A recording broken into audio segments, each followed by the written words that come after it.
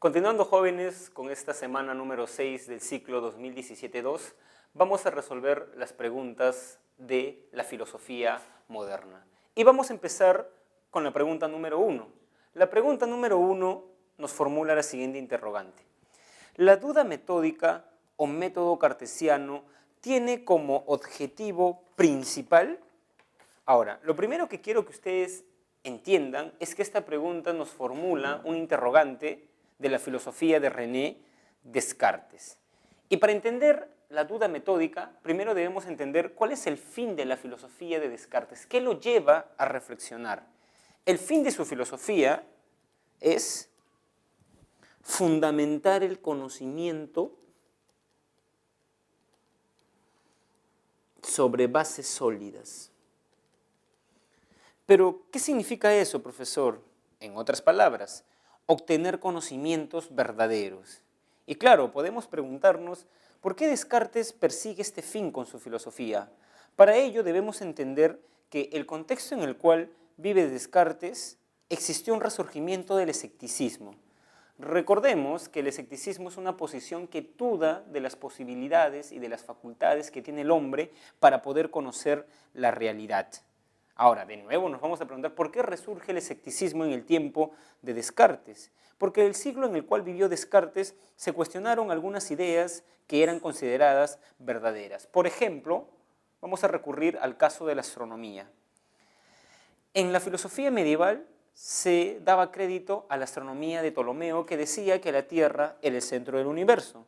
Sin embargo, en el siglo de Descartes, Copérnico cuestiona que la Tierra sea el centro del universo y más bien propone que es el Sol. Esto deja la sensación que lo que se consideraba como verdad en un siglo o en un periodo ya no lo es en otro siglo o puede dejar de serlo. Por eso Descartes tiene como fin de su filosofía fundamentar el conocimiento sobre bases sólidas, sobre verdades evidentes, claras y distintas. Y para ello Descartes se sirve como medio para llegar a este fin de la duda metódica.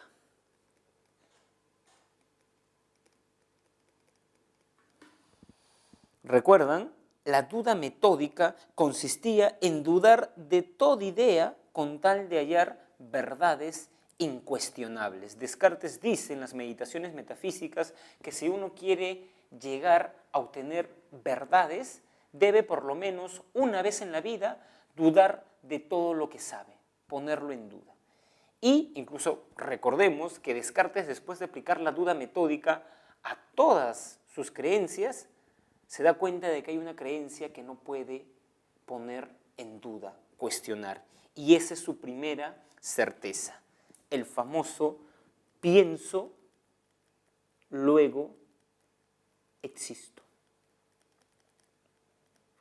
Entonces, a modo de conclusión, recuerden que el fin de la filosofía de Descartes es fundamentar el conocimiento sobre bases sólidas. ¿Qué son bases sólidas? Conocimientos indudables. El método por el cual se sirve es la duda metódica y la certeza, la cual arriba es el famoso pienso, luego existo. Ahora sí, respondamos la pregunta número 1. La duda metódica o método cartesiano tiene como objetivo principal A. Demostrar la existencia de Dios. B. Desarrollar una ciencia absolutamente racional. C. Sentar bases sólidas para el conocimiento. D. Comprobar racionalmente los datos empíricos. E. Demostrar la existencia del ser humano. La clave es la alternativa C. ¿No? La duda metódica o método cartesiano tiene como objetivo principal sentar las bases sólidas para el conocimiento. Ahora vamos a resolver la pregunta número 2, que dice lo siguiente.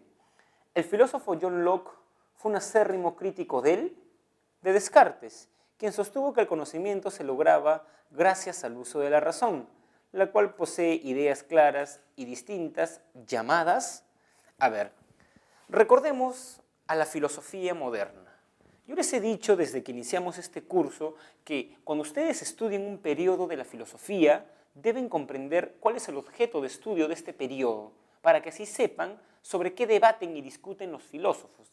En ese sentido, ¿cuál es el objeto de estudio del periodo o de la filosofía moderna. El objeto de estudio es la nociología y sobre todo la pregunta, ¿cuál es el origen de las ideas?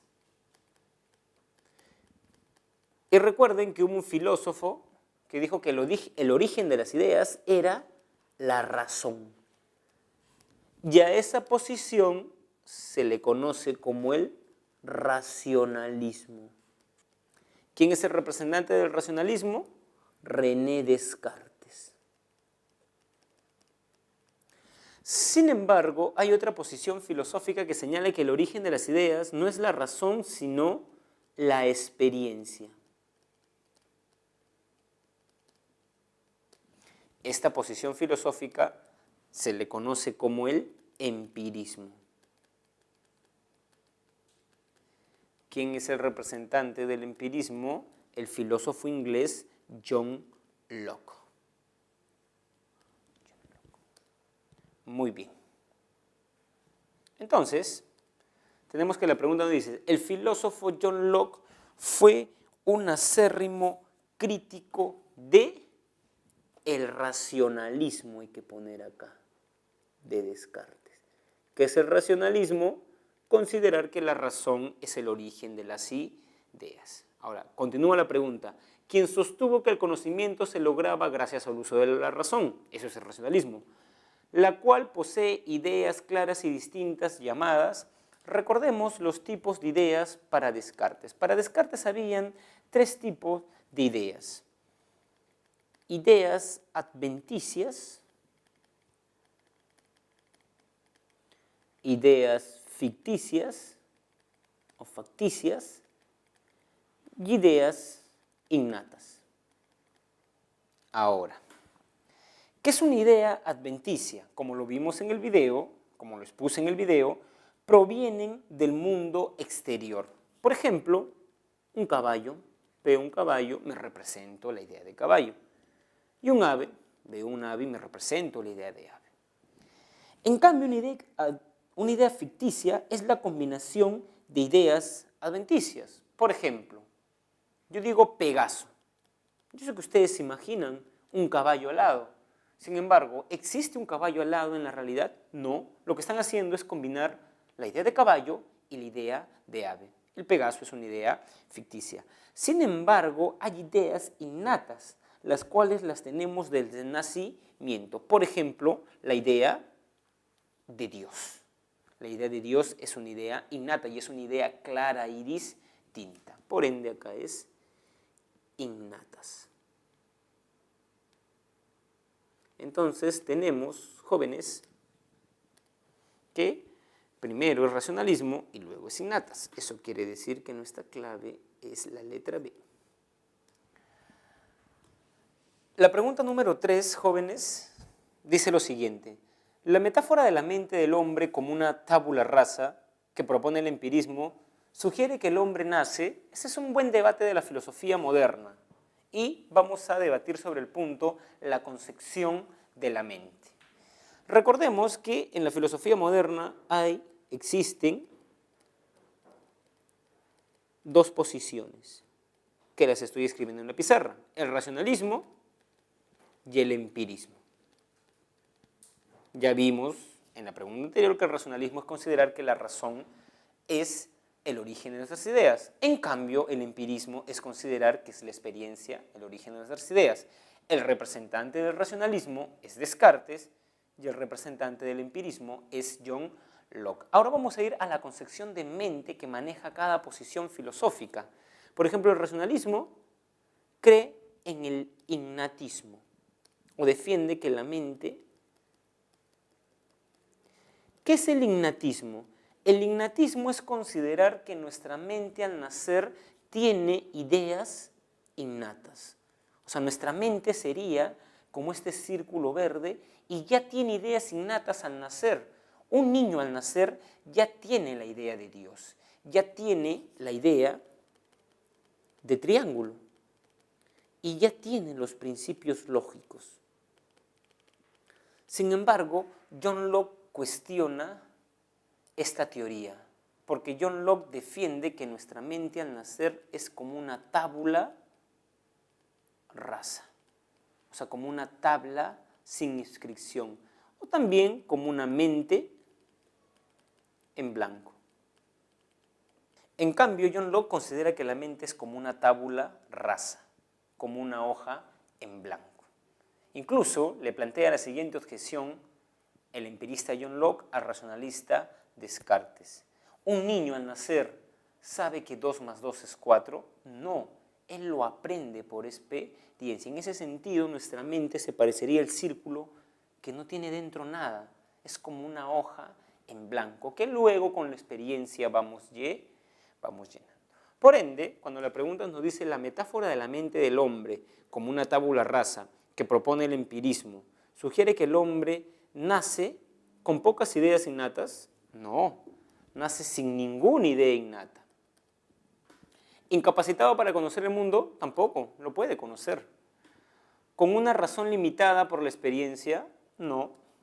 Sin ninguna idea en la mente. Esa es la clave. Como una hoja bond antes de escribir algo.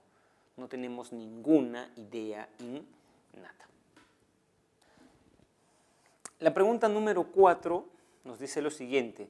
Respecto del criticismo, determine la verdad o falsedad de las siguientes proposiciones. A ver, seguimos en filosofía moderna. Dijimos que en filosofía moderna había 2 posiciones bastante conocidas. El racionalismo, que defiende Descartes, y el empirismo de John Locke. Frente a la pregunta de cuál es el origen de nuestras ideas, el racionalismo dice que es la razón. El empirismo dice que es la experiencia. Sin embargo, el criticismo hace una síntesis entre racionalismo y empirismo. El racionalismo decía el conocimiento necesita de la razón y no de la experiencia. El empirismo decía que necesita de la experiencia y no de la razón. Lo que dice Kant es que tanto Descartes como John Locke tienen la razón, porque el conocimiento necesita de la razón y la experiencia. Y en ese sentido, el criticismo es una suerte de síntesis entre racionalismo y empirismo. Vamos a poner los representantes. Racionalismo, Descartes. Empirismo, John Locke. Y criticismo, Immanuel Kant. A ver, ahora sí, vayamos a resolver las preguntas. 1.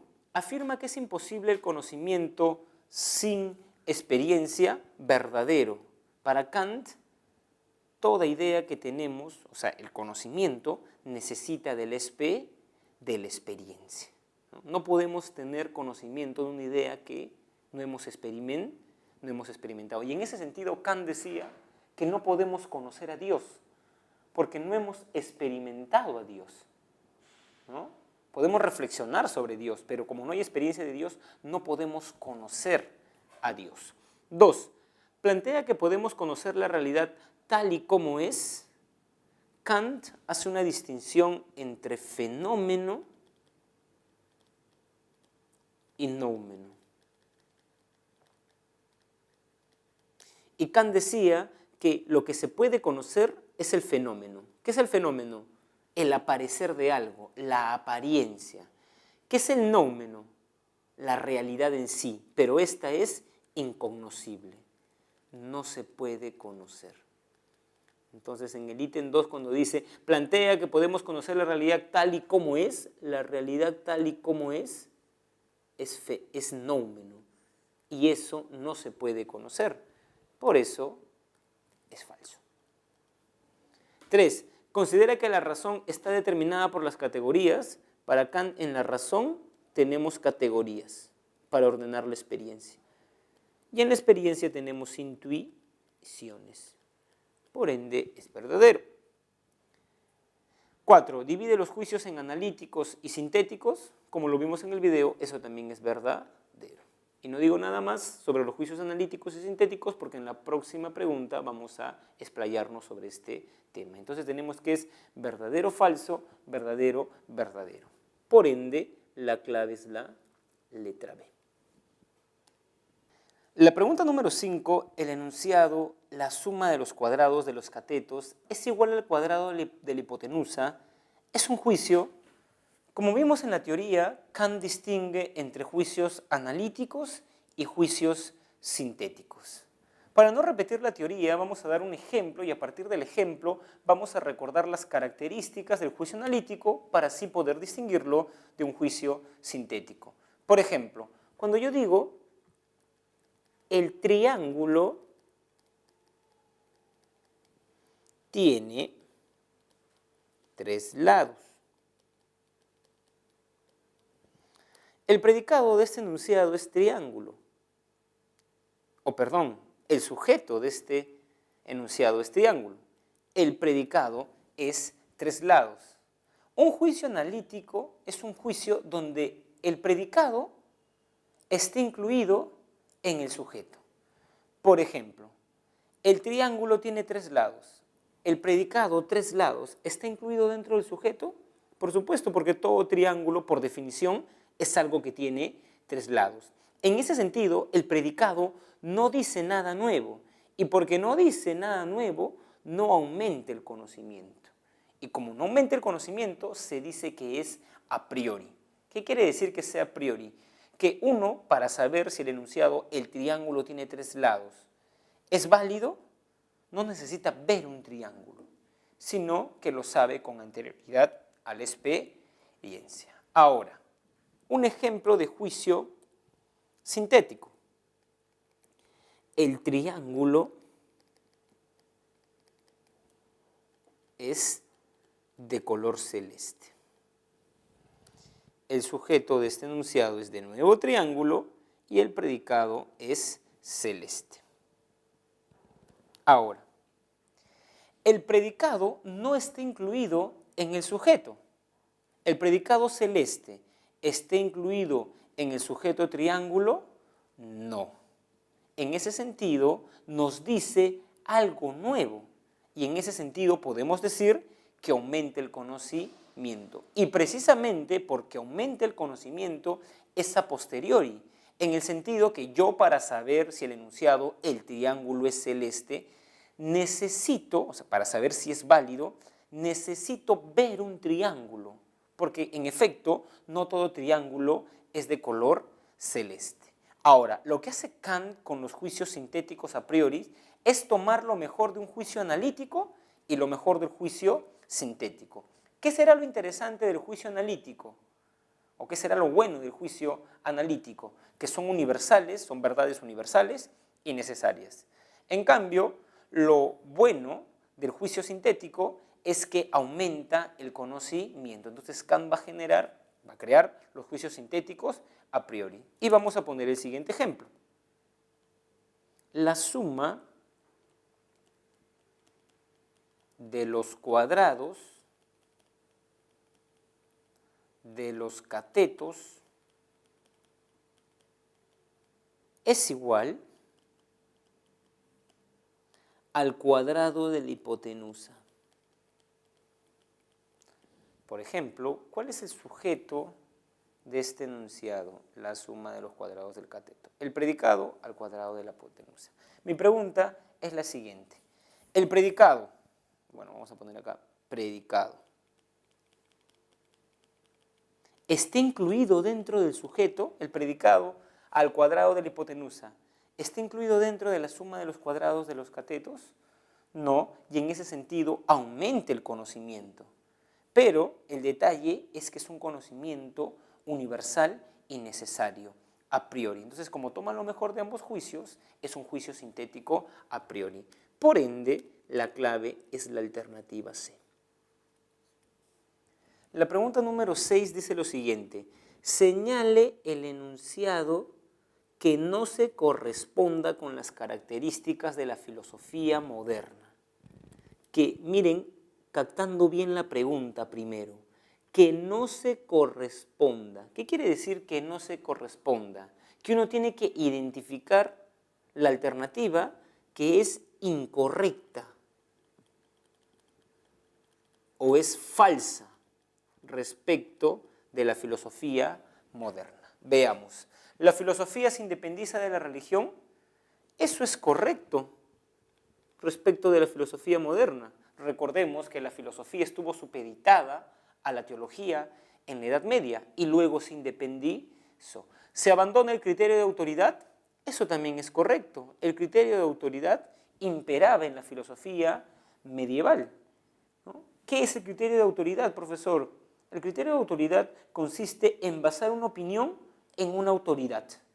Por ejemplo, alguien defiende en una clase que las mujeres son inferiores a los hombres porque así lo dice Aristóteles. Cuando alguien dice eso, alguien no está dando argumentos, esa persona no está dando argumentos, sino que está basando su idea en una autoridad, incluso como vamos a ver más adelante, eso es una falacia. Y precisamente Descartes, por criticar el criterio de autoridad, se convierte en el primer filósofo de la cultura moderna, el padre de la filosofía moderna. Aparece una nueva concepción de la naturaleza, eso también es correcto. Se plantean principalmente problemas éticos. Esto es incorrecto, es falso o no se corresponde. ¿Por qué, profesor? Porque el problema fundamental de la filosofía moderna es nociológico. Nociología. ¿Y cuál es este problema? ¿Cuál es el origen de las ideas? Entonces, por ende, la clave de la pregunta 6 es la alternativa D. La pregunta número 7 dice lo siguiente. Para Hume solo podemos tener certezas de las, ya que estas son más que las. A ver, recordemos primero que David Hume es un filósofo empirista, un filósofo escocés, que nos deja una distinción bastante interesante entre impresiones e ideas. A ver, ¿cómo puedo distinguir una impresión de una idea? Vamos a poner un ejemplo. Cuando vemos un árbol,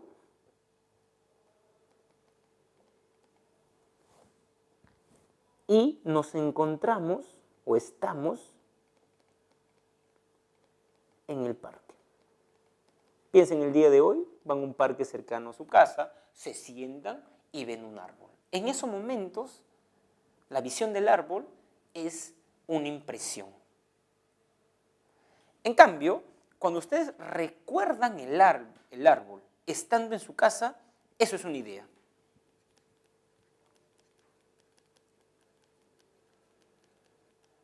Y se encuentran en sus casas. En ese sentido, podemos decir que las impresiones ocurren primero. En cambio, las ideas ocurren luego, segundo, son el recuerdo de una impresión. Y también debemos decir que las impresiones son más intensas, más vividas. En cambio, las ideas son menos intensas. Otro ejemplo. Supongamos que nunca hayas degustado un plato. Y el día de hoy, digamos, degustas un plato, comes un plato. Supongamos que sea, no sé, un plato, el arroz con pollo. Supongamos que nunca hayas comido un arroz con pollo. Cuando estás comiendo el arroz con pollo, es una impresión. Pero cuando lo recuerdes mañana, eso va a ser una idea. Muy bien, entonces, por esta teoría sabemos que la clave correcta es la alternativa D. ¿Cómo así, profesor? Vamos a completar para ver que esto es lo coherente.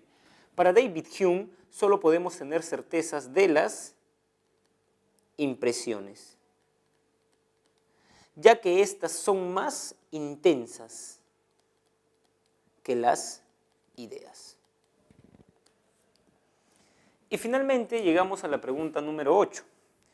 Con relación al planteamiento filosófico de Hume, determina la verdad o falsedad de los siguientes enunciados. 1. Sostuvo que las ideas son imágenes debilitadas de las impresiones. Como lo hemos visto en la pizarra anterior, eso es verdadero.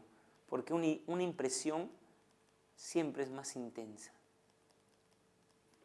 Bien. 2. Consideró que las ideas de causa y substancias son absurdas. Para David Hume, toda idea debe tener una impresión. Ahora, la idea de causa y sustancia son absurdas. ¿Por qué? Porque uno no tiene impresiones de la idea de sustancia, por ejemplo. A ver, les propongo el siguiente ejercicio mental. Vean una silla. Cuando ustedes ven una silla, diría David Hume, ustedes ven el color de la silla, el tamaño de la silla, el peso de la silla, o sea, perciben eso, tienen impresiones de eso, de la textura de la silla. Pero ustedes no tienen la impresión de la silla.